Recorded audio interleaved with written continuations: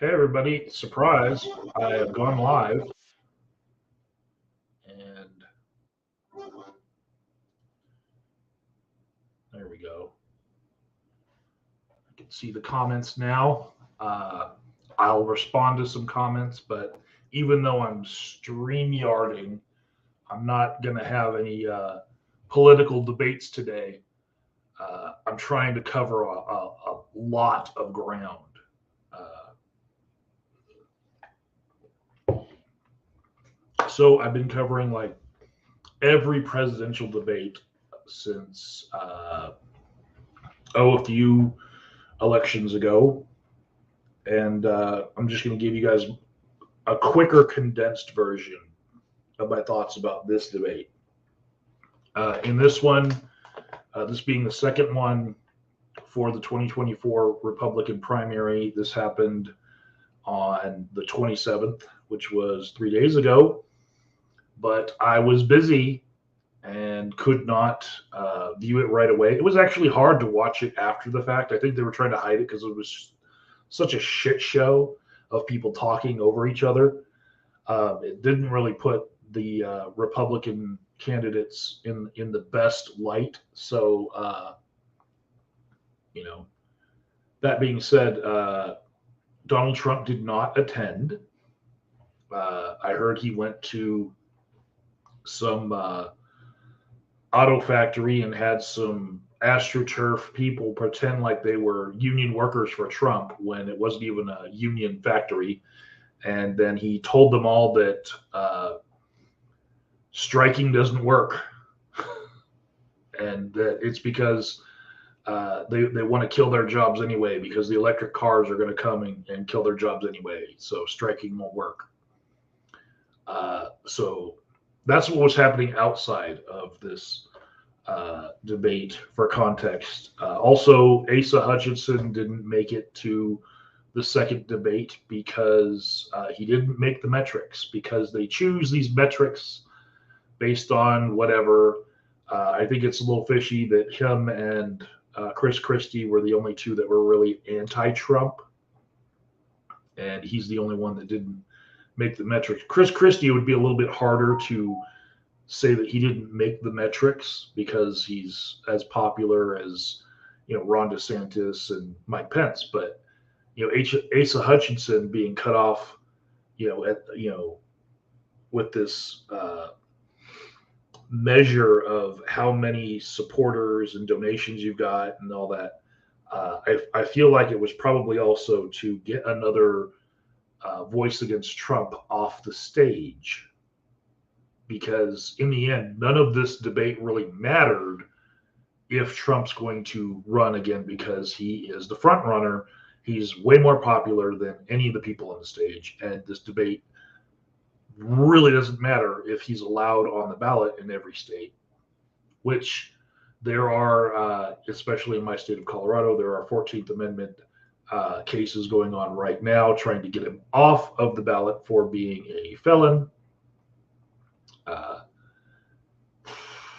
yeah, so that's the context of all this. But this debate happened in the Ronald Reagan Presidential Library, and if there is anything that Republicans like to do, they like to stroke the cock of the ghost of Ronald fucking Reagan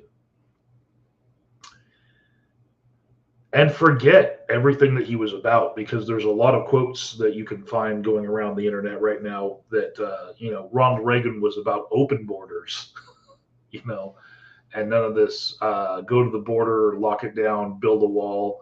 No, Ronald Reagan's the one that said, Gorbachev, tear down this wall, in a different country and in different context. But also, Ronald Reagan was for open borders. That's like not debatable. You can find the clips yourself. And he also was for a path to citizenship for people and gave amnesty to like 3 million of them. That was Ronald Reagan. Now, mind you, I'm not tooting his horn here. I actually do believe that Reagan's policies were the beginning of some really dire things that we're going through in America today. Like wages have been stagnant since his presidency, and the wealth gap between the rich and poor has been growing every year since his presidency. So some of the things that he instituted, like union busting, uh, when he fired all those air traffic controllers and let all the corporations know that there was a new sheriff in town and he was going to be friendly with the corporations rather than the workers. Yeah, that started a trend that just sent us down a horrible path where now nobody can afford anything because the rich keep on getting richer and our pay is stagnant, but everything keeps on going up in price. Um, so they were playing lots of clips of Ronald Reagan. There's lots of Ronald Reagan praise because they were in the Ronald Reagan presidential library doing this debate. The stage was small because of where they were, but there was the Air Force One from Reagan's era was in the library. Um, that was pretty neat. They started off. It was like Tim Scott was. He would rather talk about the border than about jobs, and he was directly saying things that Ronald Reagan would have slapped him for. Ronald Reagan was the governor of California before he was the president. California has a lot of people who immigrated from Mexico. So that's what informed a lot of Ronald Reagan's policy on the southern border was that he came from California. So, yeah, the fact that Tim Scott would rather talk about the border than jobs, I think that's, really strange to be doing, in Reagan's presidential library, but whatever. Then there was like Vivek Ramaswamy, and he looked very polished, very plastic, as always. He rubs me the wrong way. He keeps on saying that we need somebody young. And I'm like, yeah, but we need somebody who's not plastic, you know. Um, he said, don't picket your jobs, picket the White House, which tells me exactly where he stands on, uh, the welfare of workers. He basically is telling them, don't eat the rich, just eat the Democrats because they're in the White House right now. If it were a Republican president, would he be saying the same thing? No, he'd be saying, just don't pick at your jobs and don't pick at the White House. Just do better at your work. Personal responsibility. He'd be saying something like that. But right now, since Biden's in office, he's like, don't pick at your jobs, pick at the White House. But you know what? The White House doesn't have the greedy CEOs that are making millions and millions in their pay and in bonuses, whereas the workers' pay is stagnant and they're asking for more money because the prices of everything are going up. So the White House doesn't set the CEO's pay because we don't live in a communist country, bitch. Anyways, there were a lot of canned quips from Mike Pence. I chuckle at them, but also I cringe whenever I see him try to deliver a joke. It's like it's out of his wheelhouse to be able to deliver a joke. I'm not saying he's robotic. I'm just saying it's like Ned Flanders is running for president.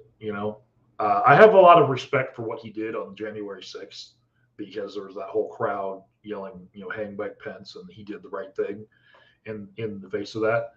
And I give him a lot of leeway because of that. But politically, he is probably the furthest from my own beliefs on the stage. And I have respect for him for that one thing. And that's the one biggest thing that I know about him. But the fact that he can't even eat at a table with another woman without his wife there,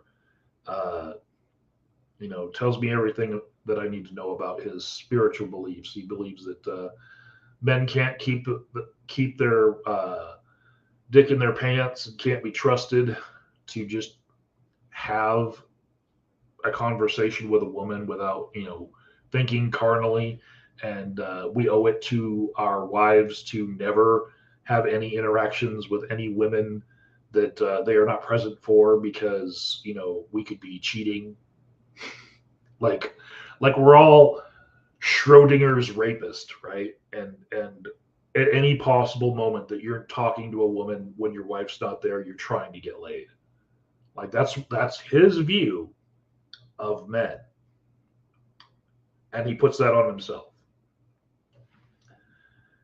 Anyways, Chris Christie was there, and I really like this moment where he said they should be mad at everyone in Congress, when he was asked, like, should we blame the Republicans or Democrats? And I was like, yay!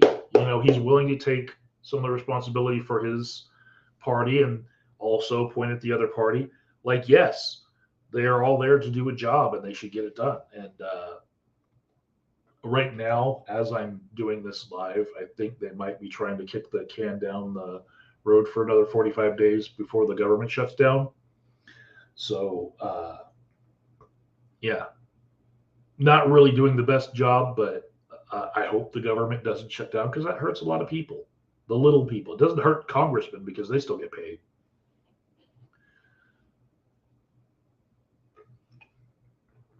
Uh, Governor DeSantis was on the stage, and he actually looked a little bit more polished and a little deeper voice. Um, from my perspective, I thought Chris Christie came out the best for, like, a lefty looking at this debate. But if you were on the right, maybe DeSantis would have stood out more to you as just looking more presidential. At least 3 times in this debate, he said, "I will cut spending like we did in Florida." Um, then there was this awkward moment where Tim Scott, he was saying that he wanted to make childcare more affordable by cutting taxes on people with children. So, like, there's this disconnect in his head where he thinks that these families can afford to pay up front for childcare if they can then deduct it from their taxes in some certain way the next year and get, like, money back. Here's the thing. That shows just how disconnected you are from the average lived experience, because these people do not have the funds month to month to live, right? And so they cannot be counting on some plan of, like, okay, I'm going to pay a whole bunch of money up front and then just count on this tax credit, or cut my taxes are going to be cut because I have kids. You won't make it that far. You'll be out on your ass homeless. So I really didn't like his plan. He's trying to do something, but making childcare affordable by giving people tax breaks the next year when they do their taxes is just not plausible in America today, because wages have been stagnant since Reagan was president. And at that point in the conversation on stage in the debate, it really devolved into a shit show. I really couldn't hear half of what was being said, but I will say that I now have this strategy for if anything ever happened like that to me. Like, say, if I was on a StreamYard, right, and I invited someone to debate, you don't let someone talk over you, right? This is why I hate debates in the first place, because ideas don't win on the debate stage.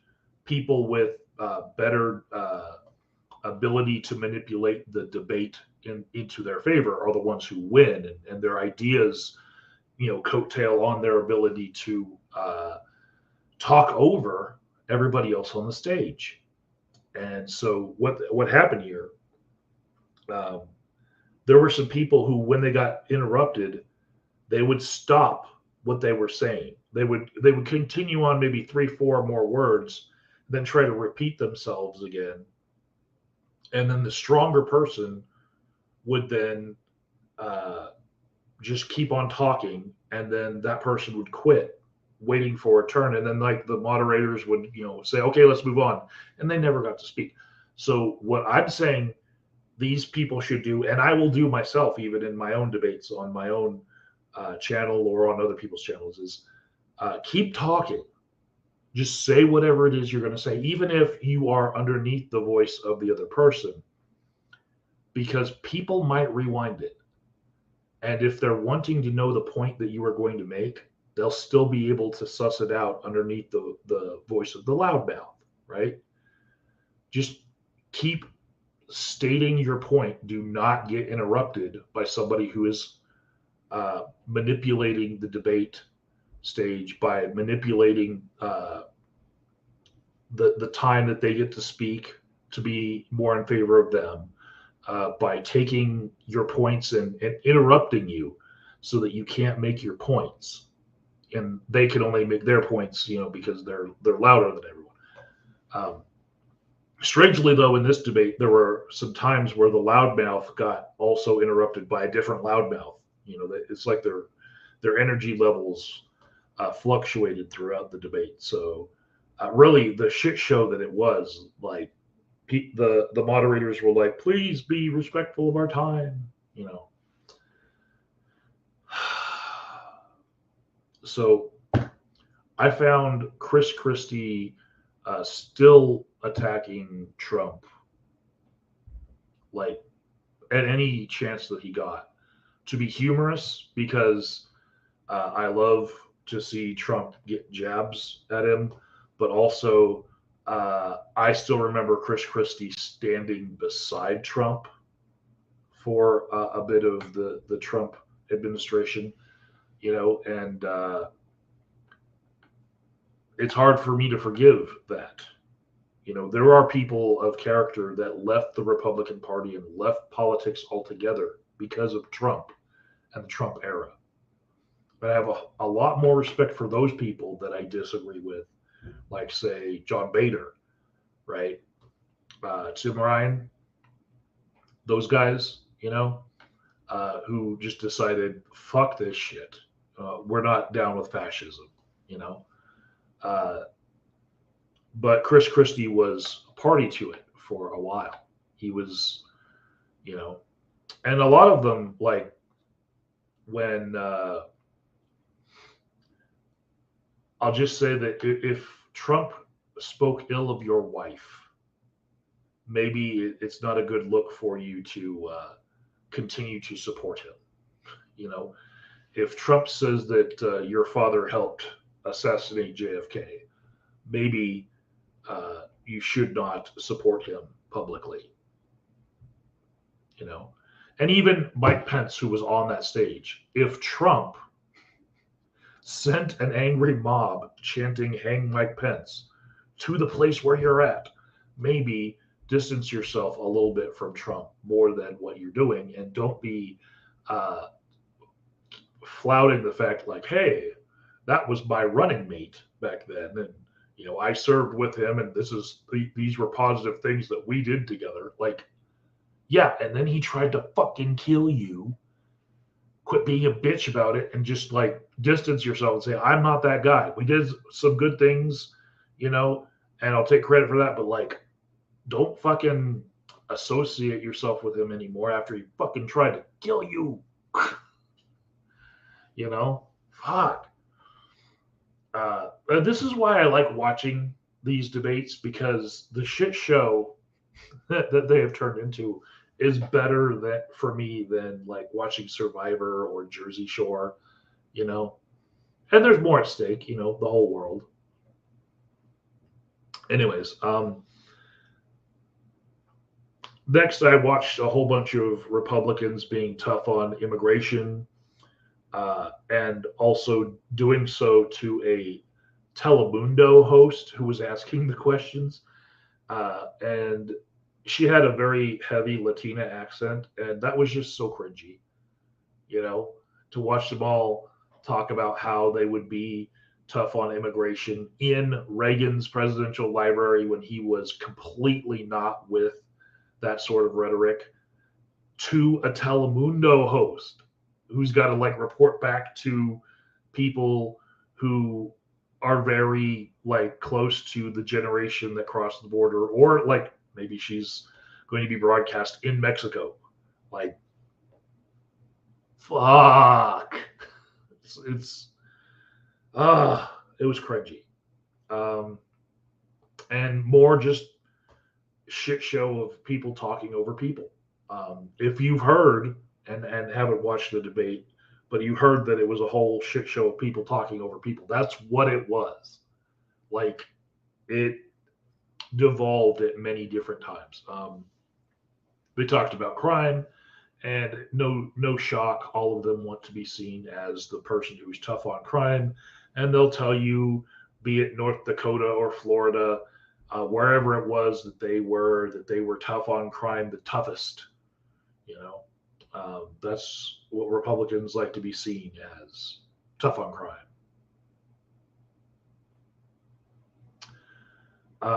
So then there was Vivek Ramaswamy, and he posits that if he becomes president, no 16-year-old or younger will be able to use social media anymore. He's going to make social media illegal for everybody under age 16. And I was like, fat chance of that ever happening. Like, good luck. That is like, it's promising the moon, and that worked for Trump. I mean, he said he was going to build the border, and you know, Mexico would pay for it. He said he was going to do a lot of things he never did. Right, promising the moon to try to take cell phones out of the hands of the children in America these days. They have nomophobia, which is the fear of going without your cell phone. They have FOMO, you know, whenever they're thinking that their friends are talking about them and they're not in the group chat. It's not going to happen. Like, I'm a mental health professional and I deal with this a lot.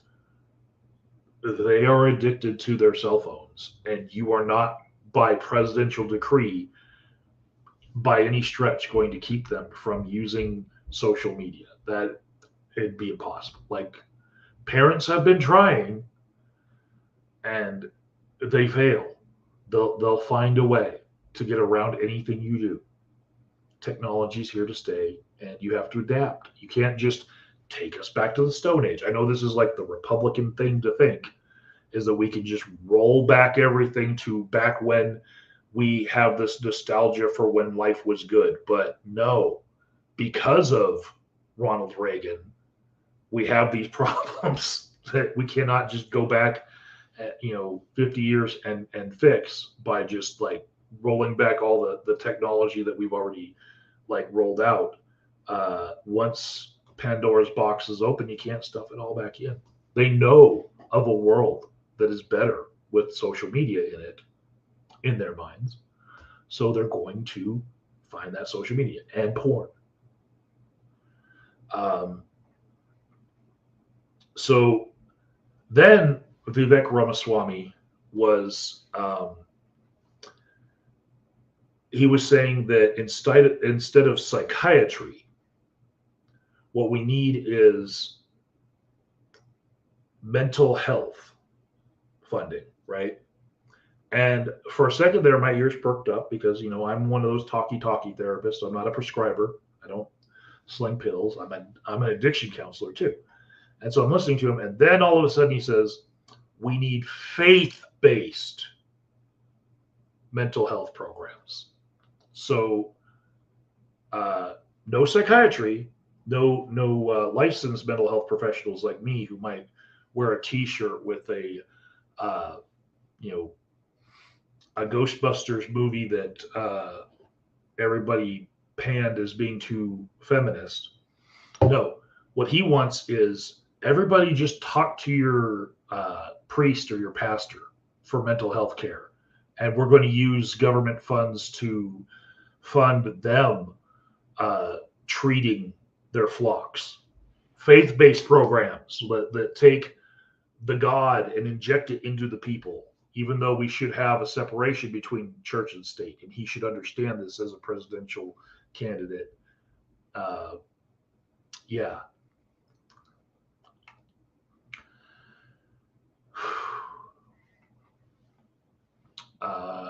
Hello, Nick. I think you're saying that Vivek was speaking specifically of banning TikTok.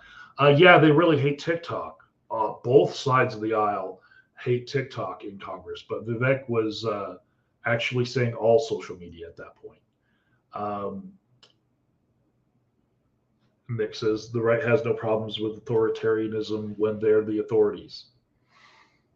And that's a big problem when you have an authority figure that gets into the White House and then just disregards all precedents and all rules like they don't apply to him.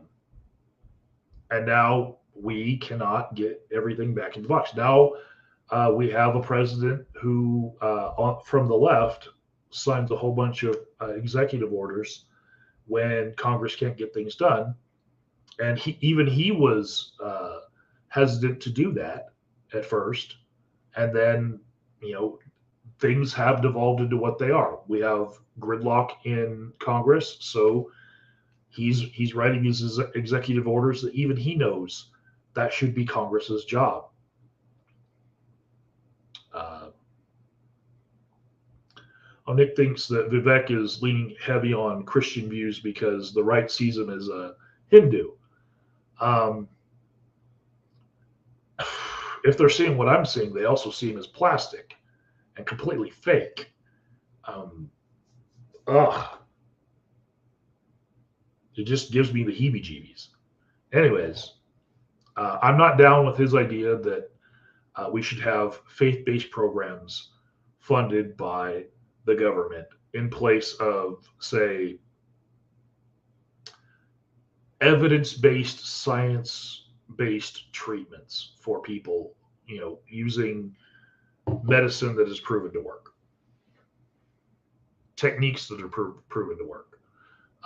Praying people's mental health problems away is not always going to work. In fact, it's proven to work less than some of these other things that we are already doing that he would want to stop. He also, in the middle of his last time speaking, Vivek Ramaswamy said that transsexualism is a mental health disorder, which, like being gay in general, has now been revised in our DSM to be not a disorder anymore. The prior DSM-4 had gender dysphoria as something that you could label someone with and say that they have a mental health problem, but now uh, it's revised and it's no longer treated as such. But I will say that it is something that, as the technology and the medical technology to transition becomes more available, it seems that more people are availing themselves of its use and deciding for themselves how they want to live, right? And classically, I actually thought that Republicans were the ones who wanted to let people live their lives the way that they wanted to live them and keep government out of people's lives, you know. Um, but, I'm in Colorado and the Republicans I know have libertarian bent to them. And most of the Republicans I know don't like Trump and won't sing his praises on any stage, let alone the debate stage. The the Republicans I know that will be delegates to their assemblies, they would rather see anyone win but Trump, any one of those candidates. Um, so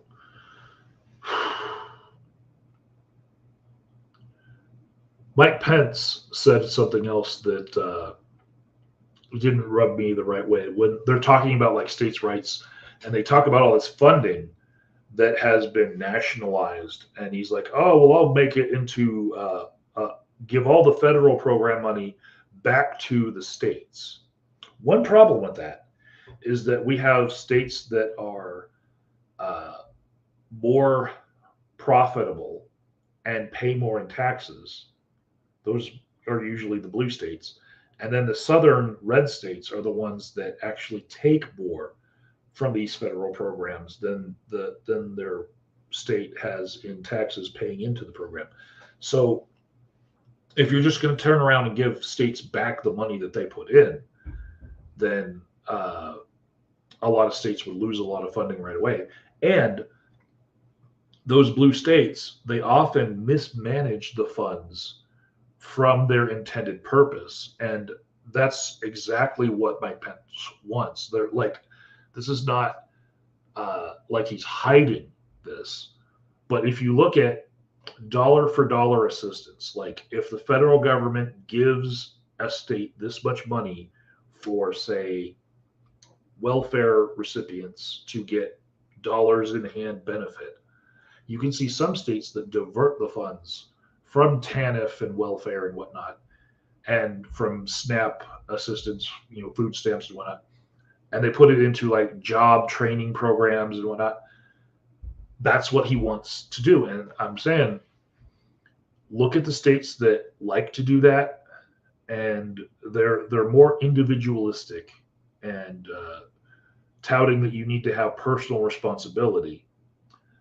And what they're doing with those funds sometimes can even be seen in a racist light, because they make it so that programs that people who are of color and from neighborhoods that are poor and downtrodden are not able to get to the same programs that they have in other states, because access is more limited in those southern red states. So I'm not keen on his idea to repatriate the money back to the states at all.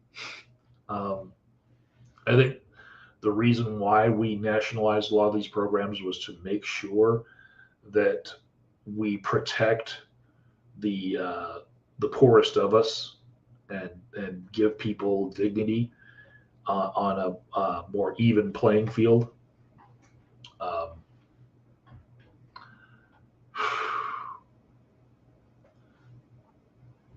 Nick thinks that Pence and Haley are tyrants in waiting. Both are nasty war pigs. Okay. Um, One of the things that really stood out to me as being cringy in all of this was Tim Scott, the black man candidate on the stage, looking right into the screen and saying that America is not a racist country. And I was just like, wow. Again, he's the one who I thought was divorced from the lived experience of your everyday average Joe. And so yeah, I just think maybe he should spend a little time with the riffraff, the common folk, and get a different perspective than from wherever he is, where there's no racism in America. Um, Mike Pence said that he would ban gender affirming care. And when they say it's for the kids, protect the kids, that's just the first step. Mike Pence makes no bones about it. It's all gender affirming care. He would ban it. like ban your ability as an adult to decide to transition. He would ban it. Um, yeah, they started fighting about TikTok at the end, and that was all funny. Um, I I thought them arguing about whether or not Nikki Haley sent curtains back that cost a whole bunch of money was a shit show. That it was cringy. Uh, there was a moment where they said who on this stage should be voted off the island, and nobody was willing to write down anyone's name and then hold up names like the host wanted to like spice things up, right? And it reminded me of a Family Feud episode that there's a clip that goes around YouTube where these two guys are asked a question about their wives, and they look at each other and they're like, uh, uh, uh, we're not answering. And so they're just, in this frozen deadlock right in front of Steve Harvey, the host of Family Feud, and they're like, no, we're not answering this question. Same thing happened on the Republican debate stage. None of them wanted to answer the question, but then one of the moderators asked Chris Christie, I saw you were headed to write something, and he's like, oh no, I didn't write anything, but I'll tell you what I was thinking. That Trump should be voted, off because he didn't have the balls to come be part of this debate, and I thought that was a great moment. Again, as a lefty looking at this debate, I thought Chris Christie was the best out of all of them. But if you were a Republican, you might have been looking at DeSantis looking more presidential. Even though when he makes a speech, he comes off like Homelander from The Boys, like not plastic like Ramaswamy in the same way, but like there's something really sinister behind him. Like he could be an understudy for Homelander in like some reboot, right? I thought that it was interesting that Chris Christie was borrowing a liberal talking point when he said that Republicans should be pro-life for the entire life of a child, and that is something that has been said by lefties for forever when we are criticizing people who are pro-life, anti-abortion. As soon as the kid's alive, then you want to cut all the programs that help the parent take care of the kid and cut taxes and reduce any sort of benefits that people are getting that help them get by in this world where wages have been stagnant since Reagan was the president. Anyways, I was able to condense my take on the second Republican nominee debate for 2024. I've condensed it to 39 minutes so far, and that means that I did not, like I did last time, talk more about the debate than the debate actually had content, because the last one was like 2 hours and I talked for 3 hours. That was a bit much because I was reporting line by line how I was thinking. So this time it was a little bit easier to not do that because it was such a shit show of people talking over each other that's half the time I couldn't hear shit. So you guys can see I have StreamYard up and running. I have my high-speed camera. I'm coming in clear and crisp probably. I could be inviting people onto my channel to talk and discuss things. I've got people in the chat that are actively engaging, and maybe in the future I will start a stream and start talking to people directly, and hopefully I don't ever have to turn into the Incredible Hulk like I used to, because you wouldn't like me when I'm angry.